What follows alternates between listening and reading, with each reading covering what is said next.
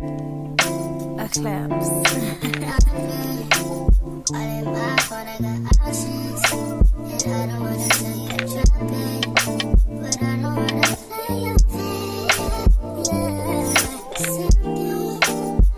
What it do, sardines in a can? It's me, Keisha, aka Color Me Pynk, and I'm here with this week's All Tea, All Shade, Love and Hip Hop Miami Season 4, Episode 18 review. I drop videos Monday through Sunday. Everything that I say is for entertainment purposes only and not to be taken seriously. Now let's get into this review. We start off with Princess Pynky going on to Trick Daddy's YouTube show, Bitch, I Got My Pot. And, you know, they're having a conversation about oxtails and the recipes and marriage and relationships and men being dogs. And, you know, Princess asks him what's going on with him and Joy and why they haven't divorced yet. And he basically is like, he's never divorcing her. He gonna keep on running. It don't matter. He does not care. He just never is going to let Joy go because he feels like they are meant to be together and he don't give a fuck that she call herself moving on.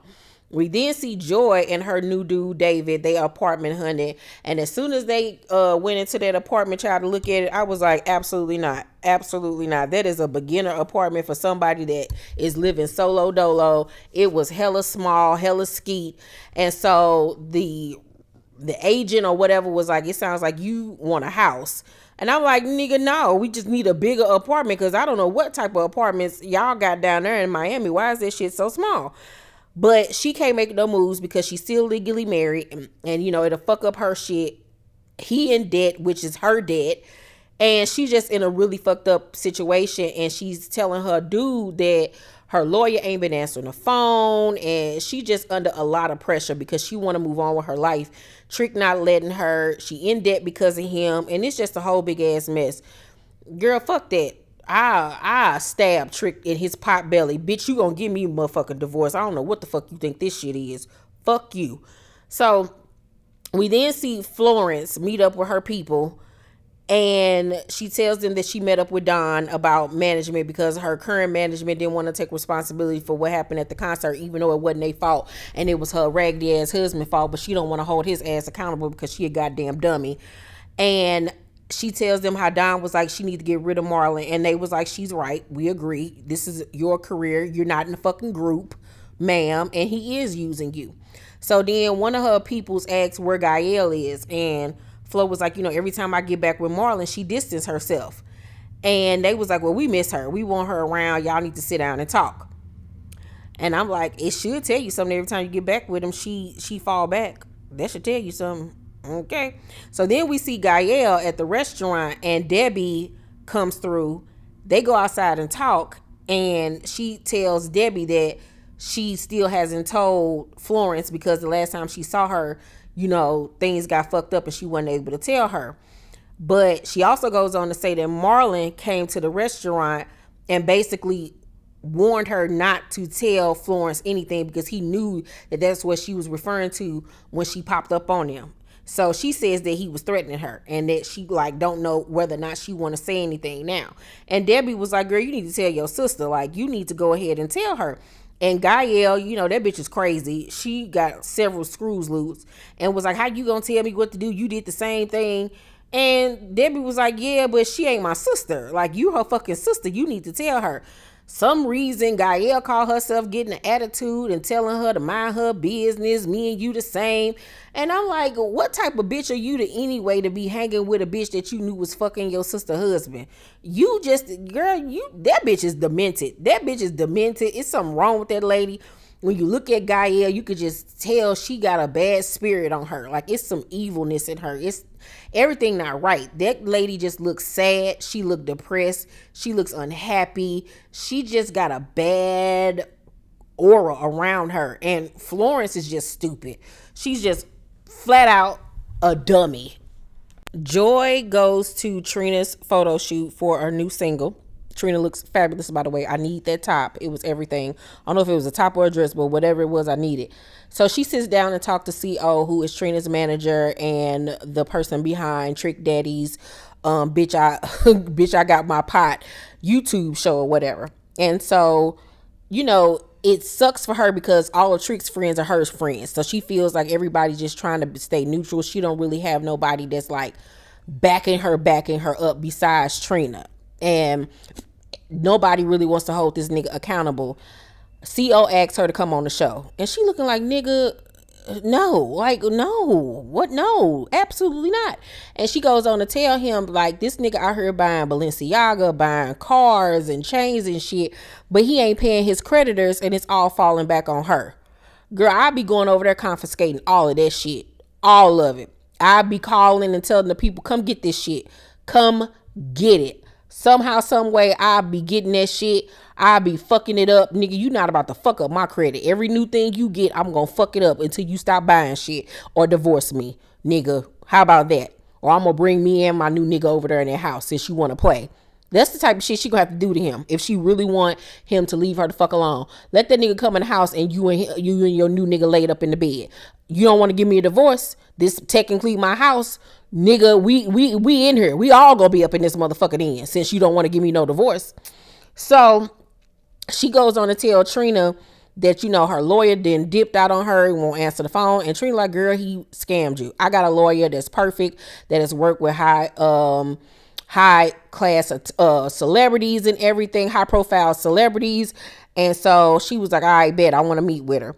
We then see Ray J meet with his management about this whole thing with Kim and Kanye and the alleged extra sex tapes and stuff, knowing Kim lied for a storyline. And they sick of it. They sick of Kim and Chris and them trying to put this narrative out there like Ray J is the bad guy, like they ain't have shit to do with this, when we all know at this point they did. So his manager was like, we got an interview for you with the Daily Mail for you to tell your side of the story. I did a whole video on it with everything that Ray J detailed in the article. You can find it on my YouTube channel, or I'm gonna try to find it myself and link it down below, because we all know Kim and Chris are some fucking scam artists and liars. And when Ray J put their asses on blast, Kim ass didn't have shit to say. She didn't have shit to say because she knows that he was telling the truth on her. And if he wasn't, Kim is quick to call a lawyer. Ain't no lawyers been called, because she knew that he was airing her ass out and what he was saying was the truth. And she don't want nobody to know that this is in fact the truth, because that tarnishes her whole so-called brand. Girl, I'm so sick of them, child. So Joy and Trina meet with the lawyer, Natasha. And when I saw the lawyer, I was like, oh my God. I literally just started following her on Instagram. I saw a video of her on my For You page. And, I love fashion and style. And when I saw her style, I was like, who is this lady? She had a bald head like me. Went on her page and I saw that she was a fashionista. I mean, this lady dresses the fuck down. I didn't even look to see what she did for a living. I was just so captivated by her style. Take a look at some of her style videos. Work, work, work. To me, I be work, work, work, work, work, work. See me do me dirt, dirt, dirt, dirt, dirt, dirt. Just tell me about that work, work, work, work, work, work. When you walk a line, in the cafe, drive me a dessert. Nothing to be lurking. Yeah. You make a like, now you don't like it. You know I dealt with you the nicest. Nobody touched me in the righteous. Nobody text me in a crisis. I believe that all of your dreams are durations. You took my heart, all my keys, and my patience. You took my heart, I must leave a decoration. You mistaken my love, I brought for you for foundation. All that I wanted from you was to give me something that I never had, something that you never seen, something that you never been. But I wake up and nothing's wrong. Just get ready for work, work, work, work, work, work. To me, I be work, work, work, work, work, work. You see me do me dirt, dirt, dirt, dirt, dirt. Amazing, right? Oh my God, fashionista, love her. So it was such a pleasure to now see her on Love and Hip Hop Miami. Literally just started following her a few days ago. Follow her as well. I mean, her style is impeccable. So they sit down and talk to her about everything that's going on between her and Trick Daddy. And she was like, when did you all get married? Joy don't even know the date they got married. I'm like, Joy, what the fuck? So come to find out they got married like in May of 2003. And she goes on to tell Joy that it does not matter that they've been separated this whole time. Any debt that they incur is considered joint debt. It does not matter who did it. They're married, and in the state of Florida, it's on y'all. It is a y'all thing, not a me thing. So Joy is like, this don't make no motherfucking sense. Trina now scared because she's preparing to get married, and she looking like, oh hell no, I ain't trying to go through this. So Natasha is like, in order to protect yourself, you must have a prenup or a postnup. That's the only way. So now Trina, like, shit, I'm gonna make sure I get my ass, together before I marry this little short nigga. So Natasha lets her know that her retainer is $15K to $20K, and she charges $500 an hour. And I was like, and that's how your ass is over there driving that G-Wagon and rocking Celine and Bottega and everything else. And I'm not mad at it, bitch. Go ahead and get your retainer money, bitch. Yes, I'm here for it. So Gael shows up to support Flo at her performance. Flo is nervous because the last time she performed, she got booed and shit. So Flo even says in her confessional that Gael is damaged. Like, she's been through a lot. I don't remember if they said in season 1 what Gael has gone through, but like I said, I see darkness in that girl's eyes. So Gael, is there to support her sister, but she did not know that Marlon was going to meet up with them at the beauty bar. So she's kind of like put off by that because she plans on like telling her sister what's been going on. So Flo gets to the venue, she performs, she looks great, must say. Her wigs be laid. Whoever does Florence wigs be laying the fuck out her wigs. They look good. The lace be melted into her scalp. Her hair looks great. Makeup, outfits, all of that. So she performs. Don is in the audience to see how, her performances, do live. And of course, Florence decides to let Marlon perform because even though Don told her she needs to get rid of him, she was like, this is my career, my life, and I'm going to do what I want to do. And you do that and let him continue to ruin your life. Ray's interview with the Daily Mail has dropped, and, he's nervous about it, but he feels good about it because it's a weight off of his shoulders. He meets up with Prinky and the kids at this little station place and lets her know that, the interview is dropped and that, he just sick of this whole thing with the Kardashians constantly bringing this shit up. But he also thanks God because if they wouldn't have brought it up again, he would have just continued to be silent and let the narrative play out like he was the one that leaked the tape and that he's this bad guy. But he's like, I got a daughter now, I got kids. I don't want my daughter to think that I'm out here exploiting women and doing stuff like that. And Princess was like, I've known this whole time what was really going on. And she was like, I'm proud of you. No matter what happens between us, I'm going to always be your friend. I'm going to always be here to support you. And, be there for anything that you need. Like, I got you. And they hug and they have a genuine moment. And you can tell, like, Princess is still in love with him. That's why she has not left him. Like, it's some part of her that yearns for him and for him to be right. Like, she not done yet. She's not done.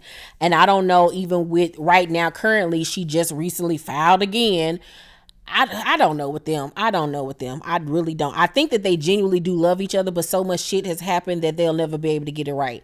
Too much disrespectful stuff has happened between them for them to ever have a real solid relationship. It's going to take for Ray J ass to go through some shit where he gonna have to like be set down by God for him to get it together. And I don't wish that on anybody, but like that's literally the only thing that's gonna probably get that nigga to act right.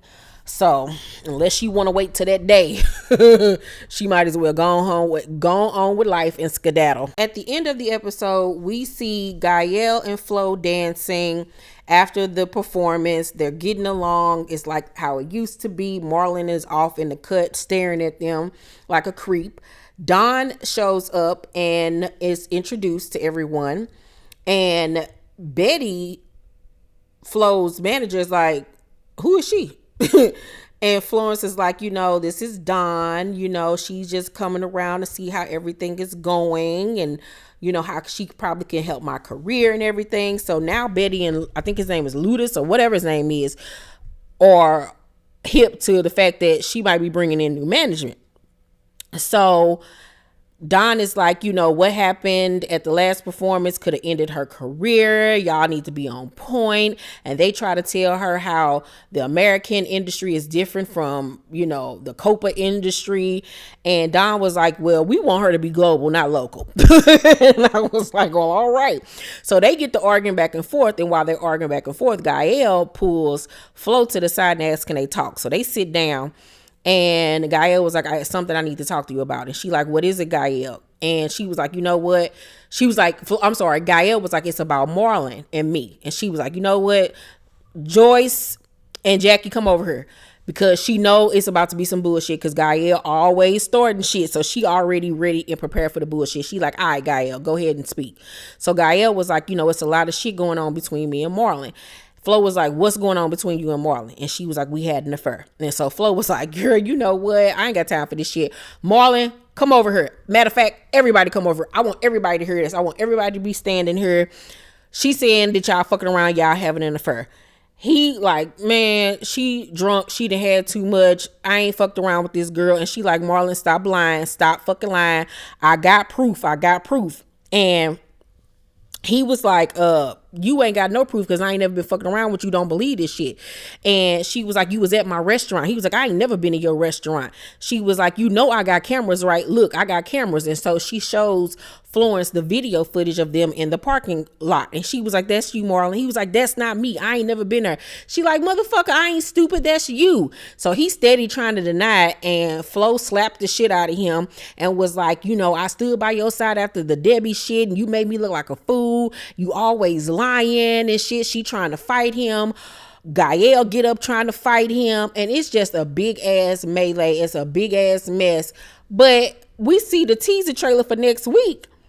And Don telling her that she need to divorce this nigga, and she looking at Don like she fucking crazy. Girl, get Florence off my damn television. Get this stupid bitch off my television. Like, she's just dumb. Like, I don't want to even see her. She's so fucking stupid. Ain't nobody got time for this stupid ass shit. And then we see that on next week's episode, Gael talking to Marlon, talking about you need to tell her everything about what's going on between me and you. Have you told her about your daughter? Girl, goodbye. Absolutely not. I ain't got time for this bullshit. Do not have. This is like some, remember the soap opera Passions? This is like some Passions type shit. I ain't got time for this. Do not have time. We wanted the drama, Mona Scott, but this is just too much. This is just, no, I cannot even mentally comprehend this dumb shit. Overall, though, I'm going to give tonight's episode a B+ because it started off kind of slow, but then once we got to that middle part, shit started rocking and rolling.